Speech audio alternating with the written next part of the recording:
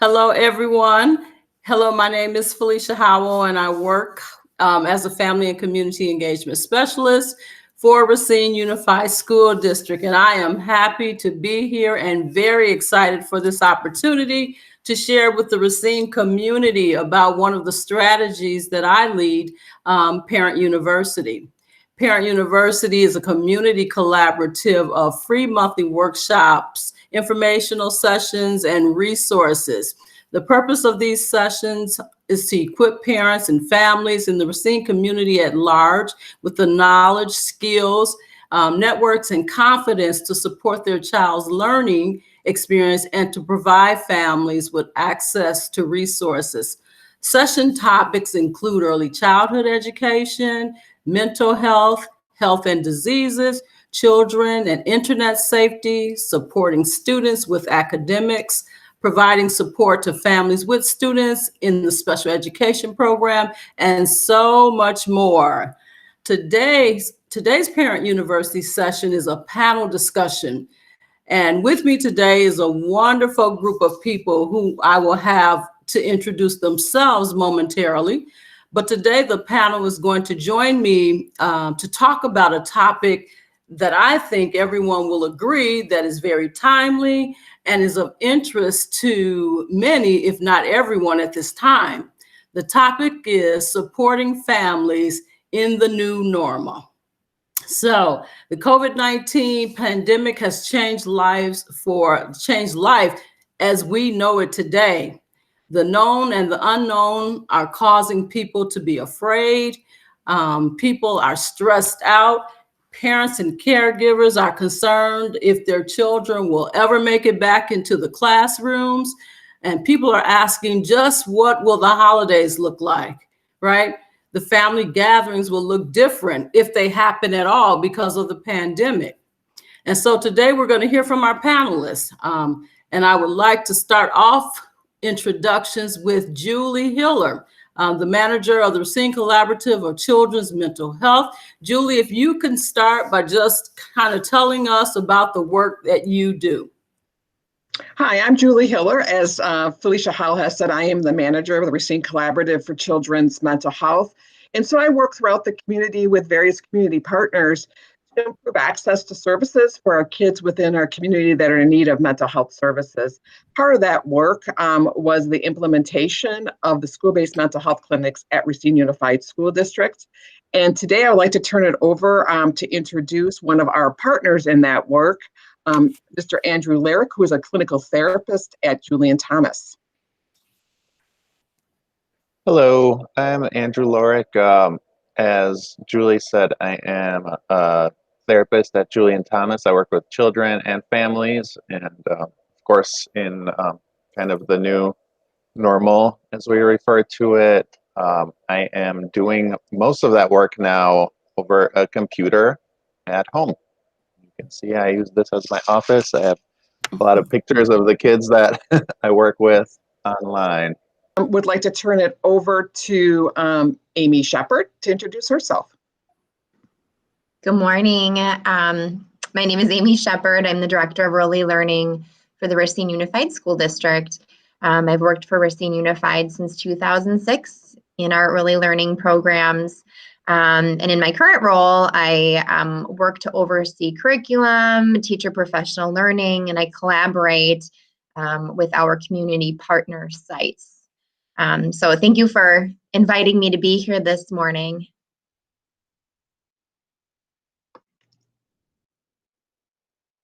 And next, Jeanine. Good morning. My name is Jeanine Bambian. I'm the Assistant Director of Early Learning. I'm Amy's counterpart, and I'm also the directing principal at the Bull Early Education Center.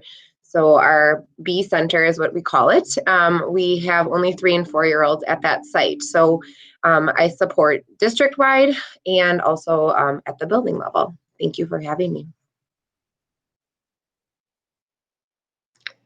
And I'm really excited today to have 2 parents with us today. So Viola, would you like to start? Introduce yourself.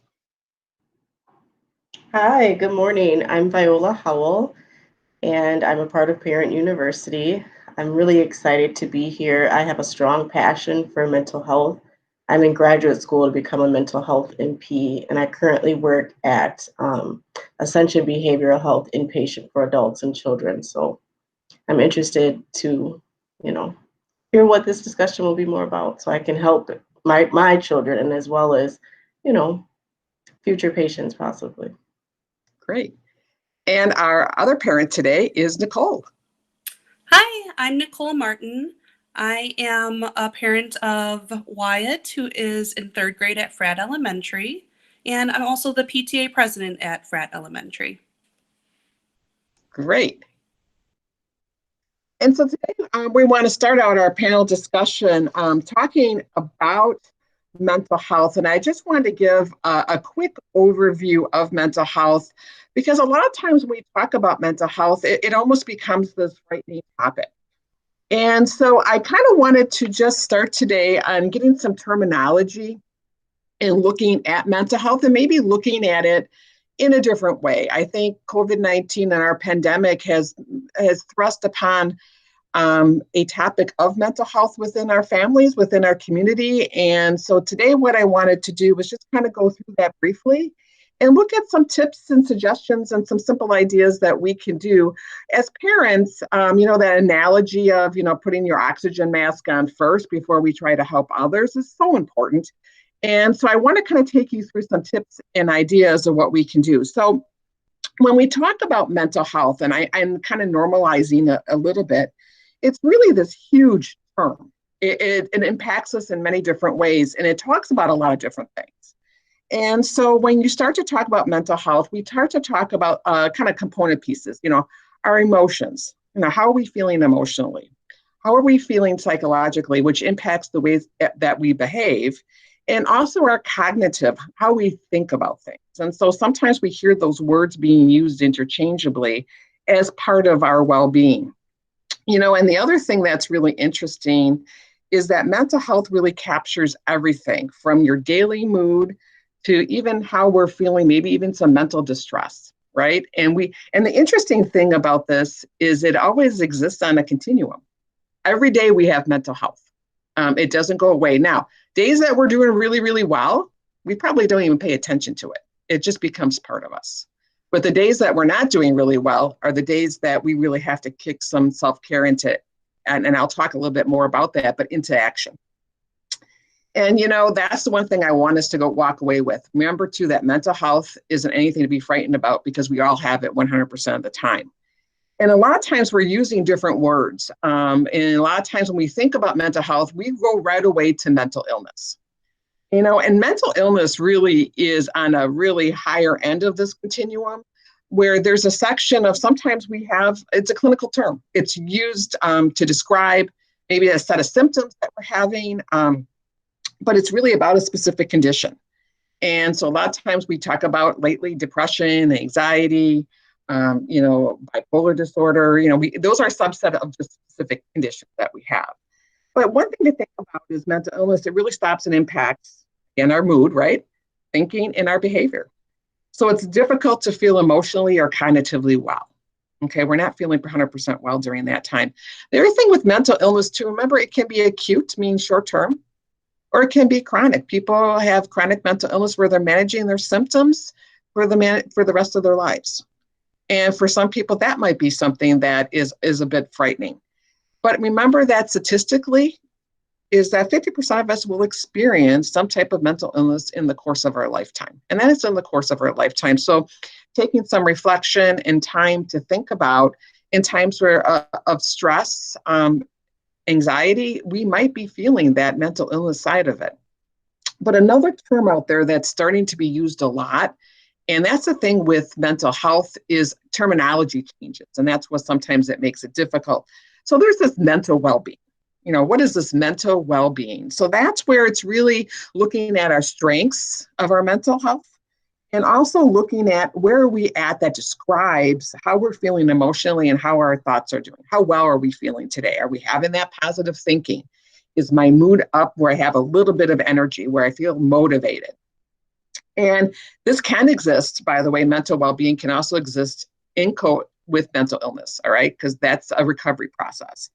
But, you know, again, mental well-being really is functional of, it fuels your sense of belonging, right? And that is such a need for us as humans. We are connected with each other and, you know, our meaning, our purpose in our life.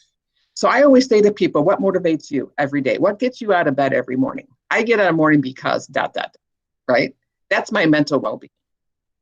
And there's a new term being tossed out there right now that's being used, and it's called mental fitness. Okay, so just like physical fitness, and we've heard a lot about that, right? We've heard that for decades, right? About physical fitness, mental fitness is that purpose of taking care of your mental health. How many times every day do we get up and do we reflect on, how am I feeling today? How am I thinking today? How am I going to get through my day? So what is my behavior going to look like? And mental fitness is starting to include things like mindfulness, that physical activity. What are your self-care practices? And we're going to talk a little bit about that in a minute. But it's important to do this during times of wellness and maybe times when you're not feeling so well. So think about that.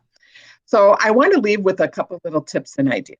So when you think about your mental health and where you may want to pay attention to that, it's a good practice to look at that every day. Okay. And so when you start to think about where these are maybe things that are happening to me that I might want to put a little bit more focus of my mental health. So think about as you get up in the morning, where, you know, if I'm having low energy, I'm just really lacking that motivation, or I'm having trouble sleeping. I mean, are you getting to about 7 to 9 hours of quality sleep a night? It's different. Some people need less, some people need more. But when you wake up in the morning, are you feeling energetic? You feel like, yeah, I can tackle this day. Are you having some maybe unexplained pain or physical tension that you just don't understand where that's coming from? That may be something that I need to take a little look at my mental health. Spending less time or less interested in spending time with those that you love. And then look at your mood. Am I feeling sad? Or am I worrying a lot? Am I feeling really irritable? Am I having these racing thoughts that I'm just having difficulty getting control of? Okay, that can really be a sign that I need to look at my mental health. And just kind of having, sometimes for people, fluctuation of that mood. Sometimes I'm feeling really energetic and high, and next thing I'm feeling really sad and I'm crying all the time. And also look at appetite changes. Am I eating more than usual? Am I craving those sweets? Am I eating things that aren't good for me? Or am I not eating at all? You know, I really just don't have an appetite. And so it's really difficult to eat. And the other thing too, to really take in time, am I taking care of myself? So am I showering? Am I, you know, maybe putting makeup on? You know, during the pandemic, you know, sometimes we've kind of laxed a little bit on what that self-care ritual is. You know, am I brushing my teeth? Am I at least, you know, putting water on my face? Am I doing something that I feel good about? And also things to look at is I'm losing an interest in things that used to bring me joy. And also difficulty focusing, concentration. That's something to look at too during this time. And then maybe family and some friends are kind of saying something to you like, hey, I kind of noticed that, you know, you're a little bit different right now. And so those are all things and really great tips and ideas that you can do to look at your mental well-being. And under that mental fitness, I just want to bring that back into the conversation and just kind of talk about things that we can do every day under a mental fitness that will help us with our mental health. And the first thing always out there is moving. You know, physical exercise is so important. So whether you walk around your neighborhood, a little bit harder now, we're getting into those winter months. So now we have to be a little creative. You know, creativity for me is just running up and down your stairs sometimes and just getting that heart pumping. It might be a simple thing we can do in our homes. Important, focus on your nutrition. Look at what you're eating. Am I eating fresh fruits and vegetables every day? Am I kind of limiting the amount of sugar? And also, if you're feeling really anxious, caffeine. Watch that caffeine, because we can maybe drink too much caffeine because we have that low energy and we're trying to displace that in there. Other things to look at is keep a sleep log. Simple task to do, but sleeping really, really important. So, you know, sometimes, you know, it's hard to fall asleep at night. Look at those rituals that you can develop around telling your body it's time to now start to wind down. And what does your bedtime rituals look like that give your body that sense of it's time to go to sleep? So that TV set in the bedroom, maybe not the best thing. You know, having a bedroom that's cool, you know, think about that. People like to sleep when it's a little bit cool. Other thing too, put electronics away, your phones, things that could beep at you, things that give that signal of awaking versus a sleep cycle, right? So all those activities can help us and interfere with our sleep pattern. So it's really important to look at that. Look at your spiritual practices and finding comfort in that. So if you find comfort in reading the Bible, meditation, those are all great things to do. And I always say every day, do something you're good at. What's those things that you're good at every day and do that, okay? And then set a time, I always say this, for meaningful downtime, okay? Meaningful, having conversations with your family, spending time away from like the devices and on your phone and always looking at that screen, right? Put down in that connection. So doing things that are meaningful as a family. The other thing too that's really great is mindfulness exercises. There's a lot of great apps out there. Through the school district, Inner Explorer is available to free for our families to use. It's a great way to connect with your kids in mindfulness. And then practicing that mindfulness may even help our mental well-being. And then think about other activities for yourself that you find really enjoyable. So it could be listening to music, reading your favorite book, just something that you can enjoy. I even say as simple as take a hot bath, close the door, and don't let anybody interrupt you for the next 30 minutes, right? That's your time. Those are all simple things that you can do around the house that really do help you and really helps our mental well-being. The other thing too I want to talk about just quickly is some resources. In Racine County, we have a wonderful website full of mental health and physical resources, and it's called the Racine County Family Resources.com. Part of this resource right now on this website, they have a library, they have a bunch of self-care activities you can learn about ways to manage if you're having some symptoms of depression or anxiety. And also, in part of that website is a referral to a mental health provider. So if you're really feeling like, my symptoms are really at a point where I probably just need to talk to somebody about what's happening with me, there is also that option that's available to our families. So I do want to plug that. It's a great resource. Check it out. There's a lot of different community resources such as food and shelter. If you're having some financial issues right now, there's resources there as well.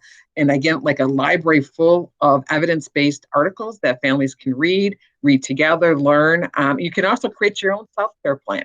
So there's a lot of tools. Check it out. It's called Racine County Family Resources.com. And I suggest you guys check that out. It's a great resource for all-inclusive mental health resources that are out there. So kind of in our conversation today, I want to turn it over to Andrew, and I've got a couple questions that, as we start to talk about adult mental health, as I kind of covered that topic. Andrew, one thing that really kind of sits in mind too of parents is really around what are some signs and symptoms that they need to be aware of that indicate their child may be experiencing some mental health issues? Julie, I'd actually like to shine the spotlight back on what you said before about signs for grownups to watch for in themselves and each other. So changes in appetite, changes in energy, changes in enjoying activities, just kind of the ability to feel joy in general. And then also, in addition, for kids, we might see possibly more whining, could sometimes be more kind of regressive behaviors. So acting sort of younger than they are and then they typically act. I do definitely want to mention kind of an aside here. So I think that we do need to be aware that this year everything's different. And so it's a very abnormal situation. And it could be that we and our children are just having a normal reaction to a very abnormal situation. And so I appreciate, Julie, that you were kind of fleshing out the difference between mental illness, mental health, and mental fitness. I actually do like that term. So I think it's important to highlight that if a child is exhibiting symptoms of just kind of extra whininess or maybe stressed, maybe they're acting out a little bit more, sort of externalizing, so showing and projecting their feelings outward, or internalizing, which is more kind of depression, sadness, and kind of turning inward. Just so those might be signs that it could be good to kind of explore with them a little bit more, their feelings, and just kind of check in with them. And they're also not necessarily signs that there is mental illness at play or anything like that, or any major mental health issue. But it's okay to just kind of need some support sometimes. And that goes for kids and for grown-ups as well. You know, it does not Right. necessarily mean that we have mental illness or anything severe. Right. Great tip, Andrew. The other thing I want to talk about today, which is at the top of mind for our parents, is really tips about talking to their child about COVID-19 and really helping them understand it without making them feel scared or anxious. Sure. Yeah, I think that is important. And I actually had talks with many of the families I work with, especially toward the beginning of the pandemic. And I noticed that it's hard to know, I guess, especially when the adults might not know exactly how to almost talk to themselves about it or how to conceptualize it. So I think some good tips for kids are basically what's going to try to help them to understand at their level, help them to feel kind of safe enough that people are, you know, the people in charge. So the people taking care of me, and then scientists, leaders, things like that, doctors, that they are working on it. So that way it kind of takes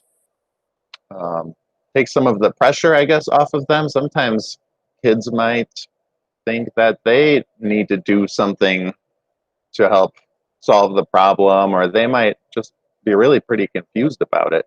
So what I would say is to acknowledge that, yes, this virus and the resulting disease can be dangerous, and sometimes, you know, it is dangerous to a lot of people who have also other health issues, especially. Also, the problem is that it spreads so easily. But it's also important to note that it will not kill most people. So I did have a couple of kids I work with who were under that impression, and I think maybe they catch a little bit of the news their parents are watching, and pretty soon it turns into this picture in their mind. And one young man who saw a map on the news, he saw that some of the countries and states maybe were colored red, and he was assuming that those areas were just decimated by COVID.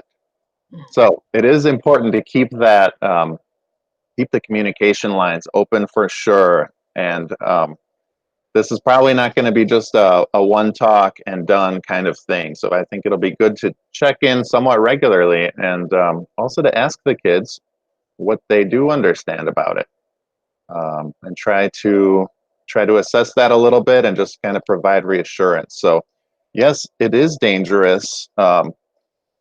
No, it will not kill most people. Yes, we need to work hard to prevent it from spreading, and then these are the things we do, and we wash our hands, and we wear masks, we observe distance. You know, I'm not a medical professional, but just kind of reviewing some of those basic precautions with them, and then making sure to emphasize that the grown-ups, all the best doctors and scientists in the world, are working on this. It is a priority for them. They will figure it out. And in the meanwhile, this is another very important piece that I like a lot, is that the precautions are what we can do. So kind of, you're not a little scientist figuring out a vaccine maybe, but you do have your part. So taking those precautions really is the way that you can kind of be a superhero. You can stop it from spreading a little bit, and that's a pretty big deal. Great. Of course, the holidays are upon us. And with COVID, we have to all do some things differently. So how can parents help their children understand the need to follow safety protocols, and perhaps not seeing family and friends during the holiday, which is really, really hard? What are some safe holiday activities that families can get involved in to make the experience something different but wonderful for their kids? Yeah, so it is a little bit tricky for sure this year and very different. I think kind of touching on some of those same pieces about our, kind of where we do have control and how can we help, the world to get over this major hump. In order to do that and to protect our loved ones, and we love them, so we don't want to, accidentally, just put them at risk.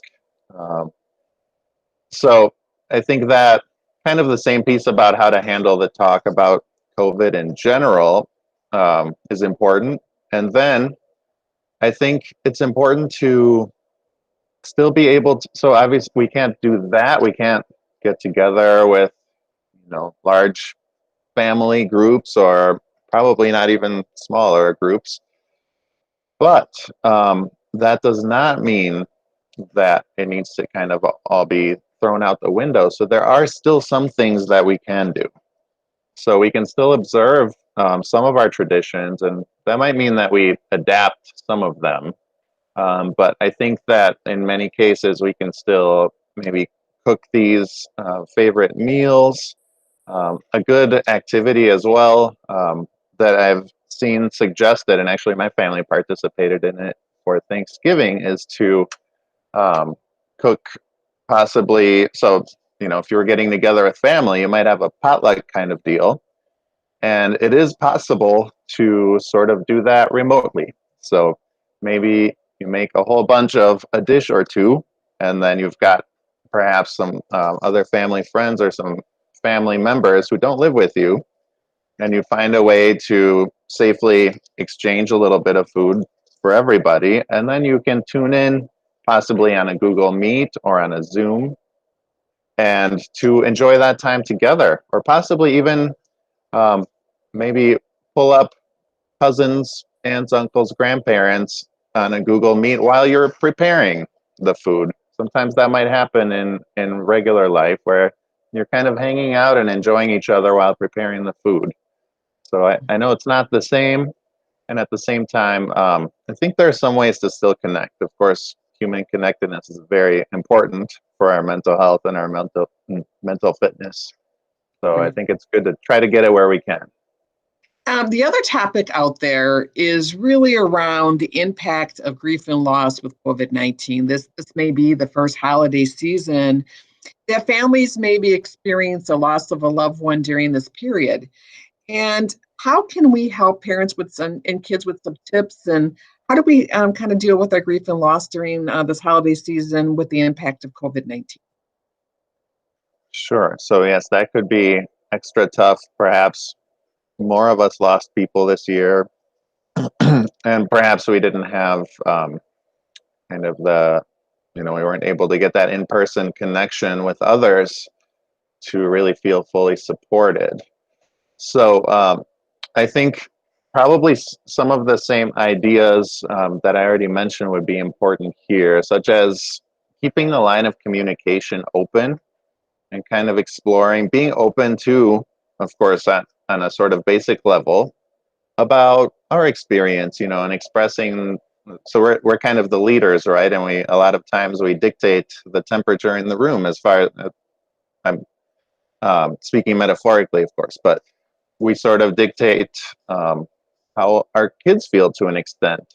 And so we can lead by example by expressing kind of how we're feeling kind of sad. And yes, I wish that, that Nana was here with us. And how are you feeling? Tell me how you feel about it. And what do you think of when you think about her? What do you feel when that happens? And what do you think might be helpful? And I think it's important to keep that communication open, and kind of like the COVID discussion, this might not be just a one-time discussion. It might be kind of a repeated check-in kind of thing. And I think it's important too, in this season and circumstance, but also just in general, I think when we lose somebody, to find, to be able to kind of still honor them and carry on maybe the legacy of what they brought to our lives, what they brought to the world. So maybe if a lost loved one, I don't know, just brought a lot of joy to the room, maybe they were a big jokester or something, then perhaps to find some jokes to tell each other, or to remember, oh, what were some of the funniest things? Or, if it's cooking, then it might be, oh, let's try to make grandpa's favorite recipe that he used to make. And that would be really fun and a good way to connect. We can still connect with those emotions. And we can, in a way, carry on that legacy to make it feel less like a permanent loss and just kind of a, of course, a sad change. But we can still kind of bring a lot of that forward. Andrew, I just want to thank you today. Those are some excellent tips and ideas for our families to really start to think about, how, as we move into the holiday season, what we can do to help support our kids during this time. So thank you. Now I'm going to turn it over and we're going to check in with our experts in our early childhood, just to kind of go through some questions. Amy, I want to start with you. Research tells us that beyond getting sick, many young children's social, emotional, and mental well-being have been impacted by the pandemic, and we're very clear on that. Trauma faced at this developmental stage can undermine later success in schools. Can you share some strategies with parents and caregivers can put in place to ensure the well-being of their child? Sure. Thanks, Julie. So as a parent of young children and working closely with young children and families in the community, there were 3 things that really came to mind for me that we personally use that I've suggested to others. So the first strategy I would say would be to keep consistency and to really try to stick to a routine and a schedule. Children do better. They do better when they're in school, when they know what the routine is and what's coming next. And they do better when they're at home, knowing what's going to come next.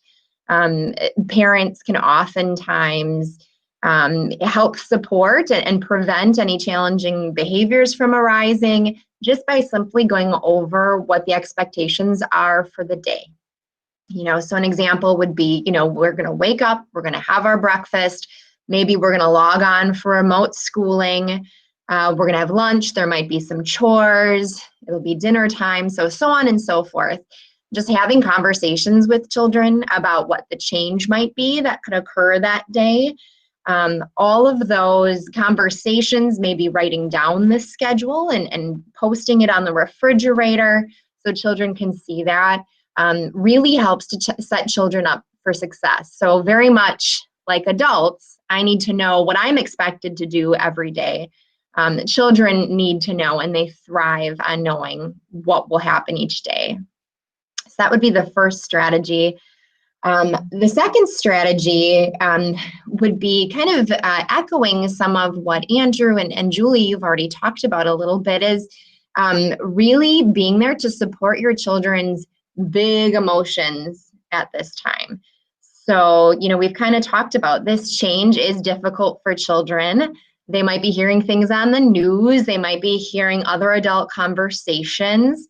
If your child was in school and is school age, it's hard to not be in school or to be doing remote learning, and things are just different. So you might see those big emotions. And as a parent, just really trying to model how to regulate, help them name their emotions by saying, I see that you are really sad right now and it's okay to be sad. So validate, name those emotions, validate those emotions, and then give a strategy. Oftentimes I'll say to my children, I'm really upset about this thing right now, and I'm going to take some deep breaths. Can you help me breathe? So model doing deep breathing, model having some quiet time, model taking a break. But just let your children know that whatever they're feeling and whatever those emotions are, they're okay, and we're going to get through them together. A third strategy again, that I find is super important is self-care for the parent or the caregiver. So again, everything I think we've already talked about this far is so woven together, but children do so much better when those who are caring for them are in a place to be able to positively care for them and to do that. So making sure as the adult or the caregiver for your children that you're taking time away when things get hard or frustrating or you're managing lots of different pieces. You do need to have a break and take care of yourself so that you can put your best foot forward for your child.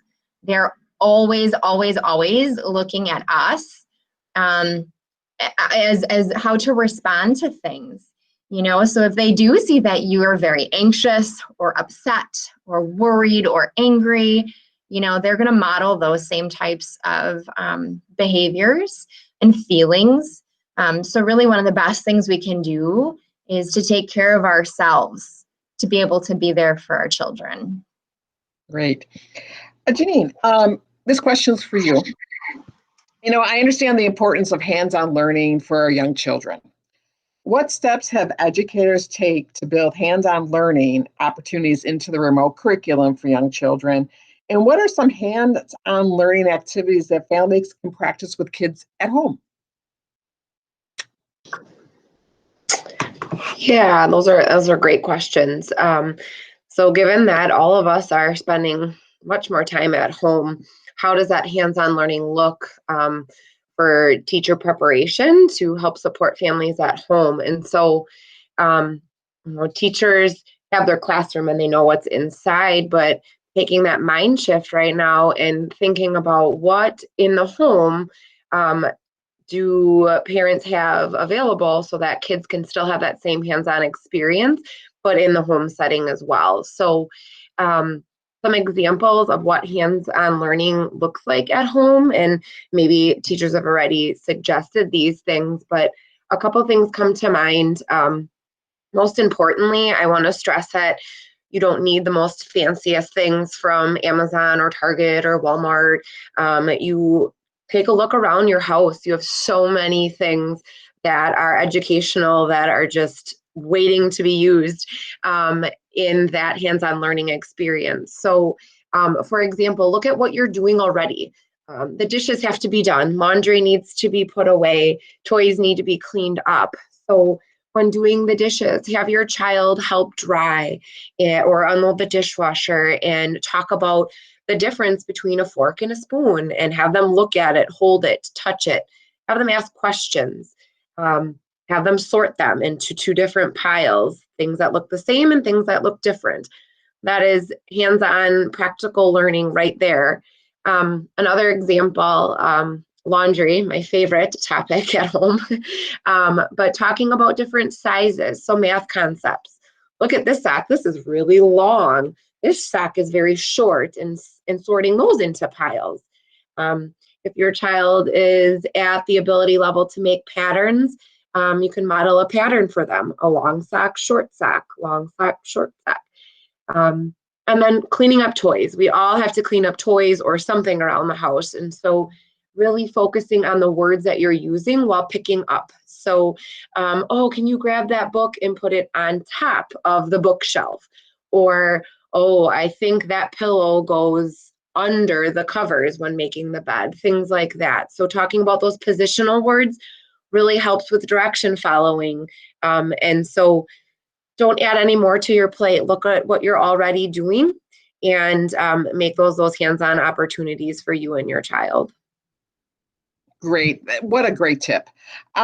Amy and Jeanine, can you give us just a piece of advice? I know that our families right now have a lot of fear regarding the children in the pandemic.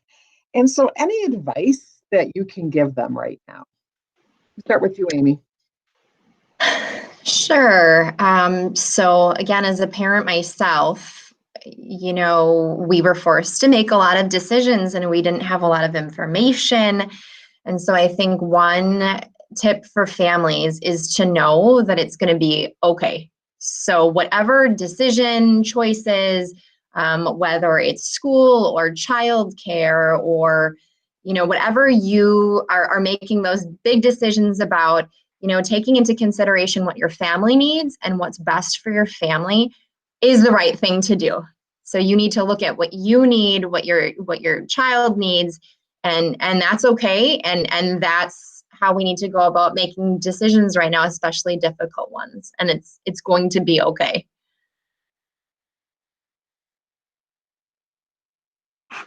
So I agree 100% with Amy.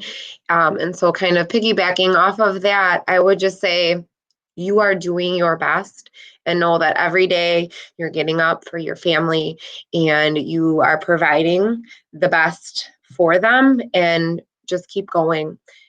It will be okay. And we are here for the support piece if you need it. So if you have a student within Racine Unified School District, there are so many people that are here for you to help, but to know that you are doing your best and keep going.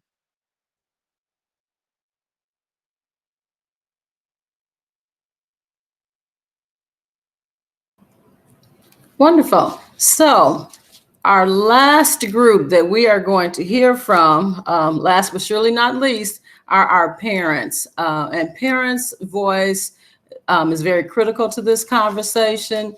And today we have with us Viola Howell and Nicole Martin. Nicole and Viola both are part of parent ambassadors that fall up under the umbrella of Parent Leadership Network. And Parent Leadership Network is open to all parents who have an interest in PTA, PTO, to elevate family partnerships. PLN offers certificate-based training series, updates on district news and information. They gain new knowledge and skills to improve student learning.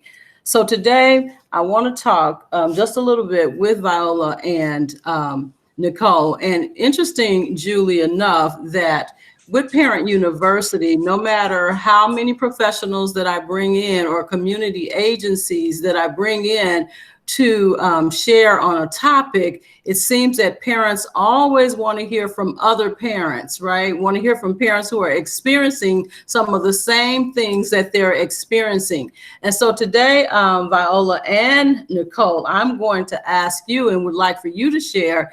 And Viola, you can go first if you'd like, but please share with us with the remote learning. In the beginning, it was very frustrating, and for some families, it's still frustrating. But if you could possibly share some tips of how it's been successful in your home, and then let's also talk about self-care. What are you doing for self-care for yourself to eliminate some stress in your life due to COVID? Please. Yes. So for the remote learning in the beginning, like you said, it was very stressful. It was a world of unknown for instructors, teachers, principals, parents, and our little students, our young learners.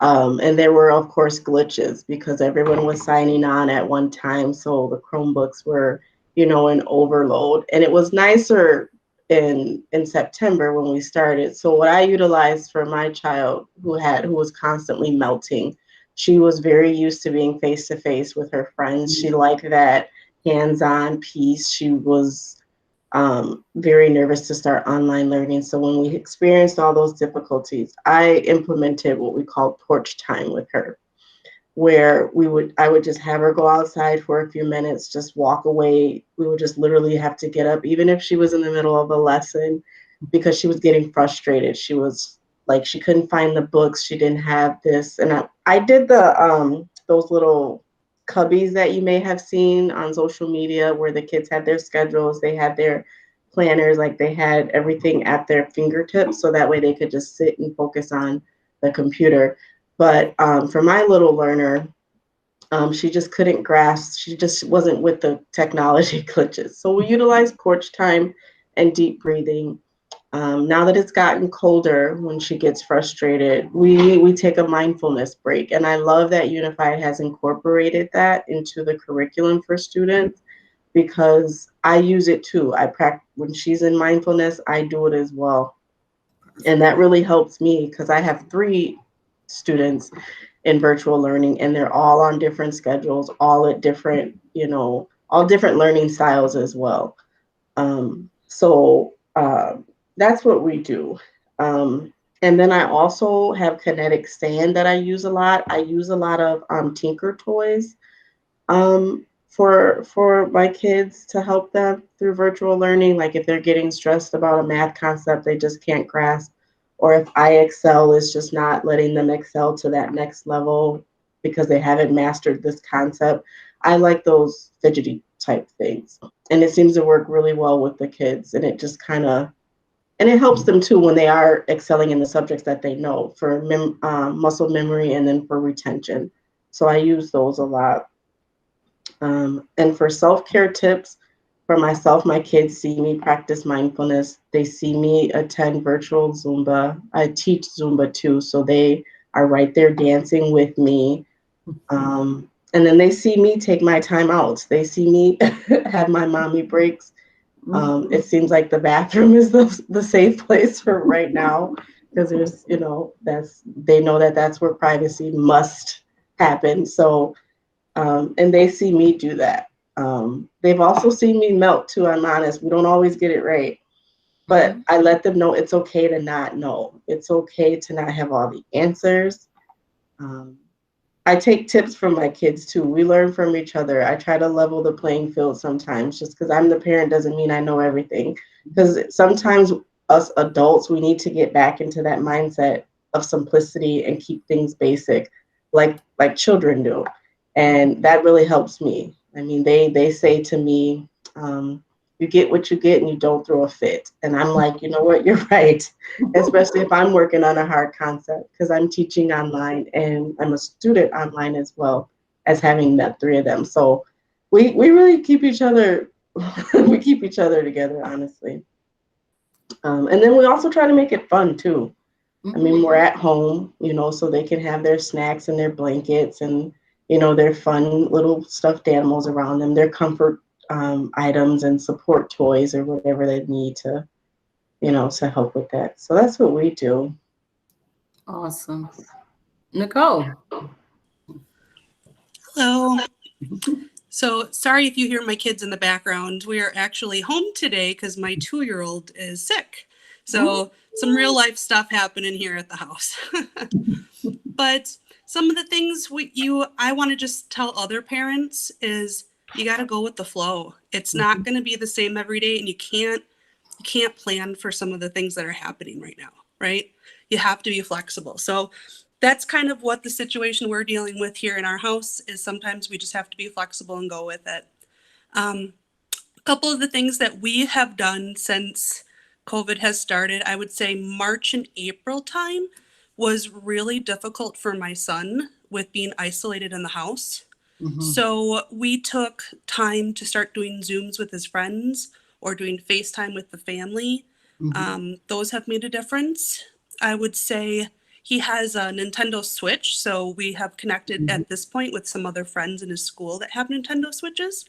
And on Nintendo Switch, it's kind of a cool feature that you can actually approve certain users and only of certain users on the Switch. So you actually have parental settings where you can do that. So to make sure it's safe online journey that he's got. Some self-care tips for me. Oh God, trying to get enough sleep. That's always a struggle, is trying to get enough sleep. Trying to make sure that get time to myself. I would say me and my husband were spending 24/7 with the kids and trying to run around and get everything done and help with the school and do our jobs. My husband is self-employed, and I have an employer who luckily is very flexible with me, knowing my situation. So just trying to make sure we're taking time for each other and for ourselves, besides our kids. So we actually have Friday nights where we'll either order something in, and then we'll try to get the kids on an activity, just with the two of them, so we can spend a little time with each other, kind of thing. Some of those have really made a difference with how COVID has impacted us. But yeah, thanks. Sorry, I had had a crying kid just a second before I started, so it got a little crazy there. No worries at all, Nicole. There's definitely been some changes, right, with at home learning. So at this time, I just want to say thank you. Wow, this has been a great conversation with a lot of helpful information. And so I want to thank each and every one of you who took the time out of your day to join me today. And a special thank you to my co-facilitator, Julie Hiller, who has been a tremendous help on today. So again, thank you. Those tips, I know the community will be excited to hear these tips. And also, as we get ready, I want to end by saying that Parent University, prior to COVID, the sessions were being held face-to-face at different locations at our different school buildings. We would hold sessions at our Title I Parent Center located at Julian Thomas, at community centers. And lastly, last year, we had the opportunity to take the sessions out to the faith-based community. So it was really wonderful. But this year, due to COVID, like many other things, we had to think out of the box because we still wanted to offer these sessions to our families because it's great information. And so this year I asked presenters to please share with me short videos or short PowerPoint presentations that we could post online. And so just to put a plug out there that Parent University sessions are online on the district websites and the individual school websites. And each month, different sessions are posted there. So we always have access to them. This is a perfect opportunity, although we're not face-to-face, this is a perfect opportunity for families to be able to log in at their leisure and from the comfort of their own home so that they can still have access to this great information. So again, I want to say thank you, Amy, Jeanine, Andrew, Nicole, Viola, and Julie. Everyone, thank you so much for your time today. Have a wonderful holiday.